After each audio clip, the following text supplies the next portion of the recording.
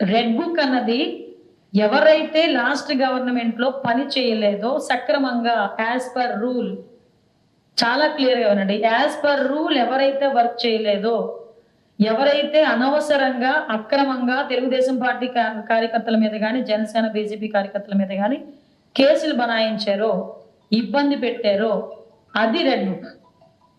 కక్ష సాధింపు అన్నది మేము మొదలు పెట్టాలంటే డే ఫస్ట్ నుంచి స్టార్ట్ చేయాలి. మా అవసరం ఉండదు, కార్యకర్తలు బయటకు వచ్చేస్తారు. కానీ ఒక్కటేంటంటే ఎన్డీఏ కార్యకర్తలందరూ కూడా కడుపులో ఎంత బాధ ఉన్నా, ఎంత కసి ఉన్నా, వాళ్ళు లాఠీ పెట్టి కొట్టిన పోలీసు ఎదురుగా కనిపిస్తున్నా కూడా కేవలం చంద్రబాబు నాయుడు గారి మాట బేస్ చేసుకుని ఆగారు. ఈ వీడియో నచ్చితే లైక్ చేయండి, షేర్ చేయండి. మరింత సమాచారం కొరకు మా ఛానల్ను సబ్స్క్రైబ్ చేయండి.